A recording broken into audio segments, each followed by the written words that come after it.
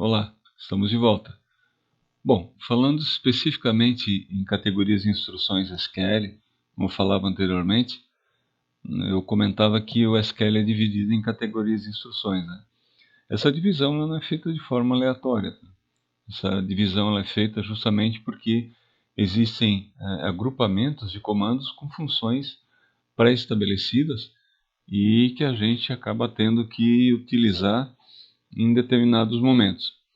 Às vezes você utiliza alguns comandos e outros não, às vezes um ou os outros não, e assim vai, dependendo da tua necessidade. O primeiro comando que aparece ali, que é a categoria de instrução DQL, se refere especificamente ao comando select, né, Data Query Language. Nós não vamos abordar nesse momento, nesse vídeo, nem DQL, nem DML, nem DCL, nem DTL. Nós vamos direto para os comandos DDL, que são os comandos Create, Alter e Drop. Por quê? Porque eu quero mostrar para você como é que a gente cria, como é que a gente altera e como é que a gente elimina objetos do banco de dados utilizando a Data Definition Language. E então vamos lá voltar para o dbeaver. Voltando aqui para o dbeaver, nós estamos já com o database escola conectado, né? Então vamos abrir uma janela SQL. Eu vou criar eu posso deixar essa janela que eu estou usando aqui. Então o que eu vou fazer? Eu não tenho nenhuma tabela no meu script. Então o que eu faço? Vou criar uma tabela chamada alunos. Posso ser maiúsculo, minúsculo, tanto faz.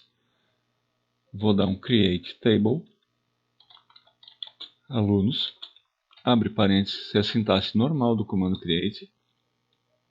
Eu vou colocar aqui código aluno e vou dar o tipo de dado que esse sujeito vai ter. Eu vou dizer que ele é um inteiro, not null, não nulo.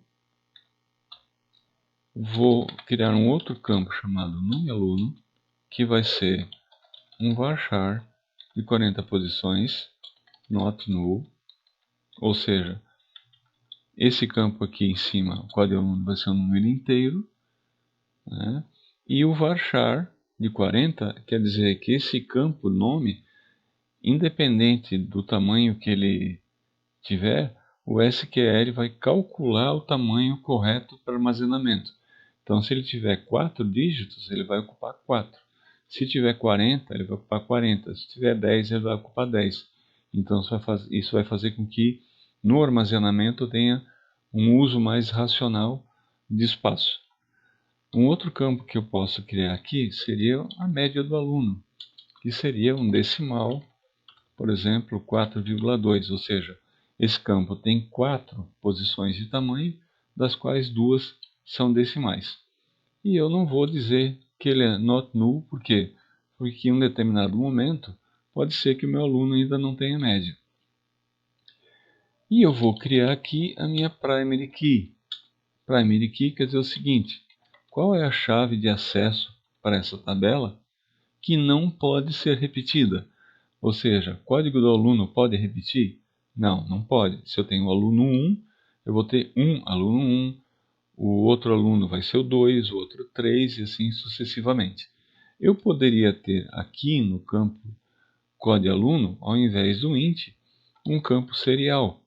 Esse campo serial criaria o código dos meus alunos automaticamente.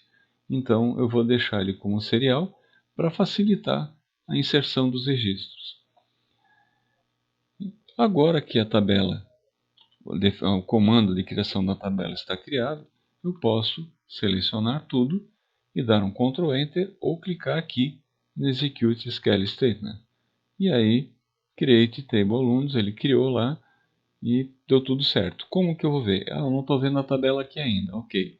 Se você clicar aqui em Public e der um F5, agora a sua tabela aparece com as colunas, com a constraint, né? Nós vamos ver mais tarde o que é constraint, o índice criado.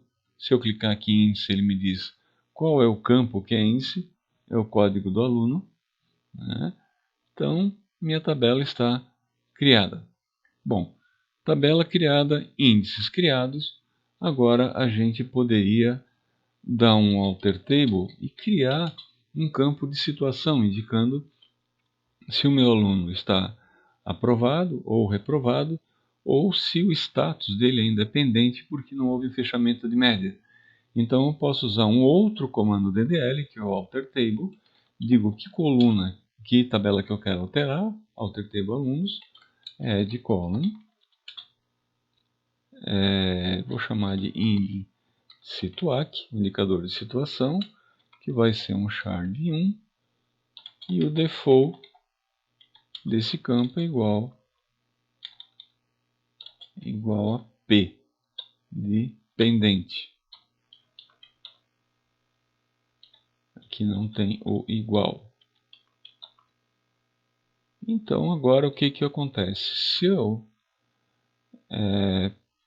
clicar aqui em alunos e der um F5, já vai aparecer indicador de situação. No próximo vídeo, nós vamos ver como que a gente faz para popular uma tabela, ou seja, adicionar registros em uma tabela. E aí nós vamos entrar numa nova classe de comandos, que são os comandos DML, Data Manipulation Language. Mas isso é coisa para a gente ver no próximo vídeo. Até lá!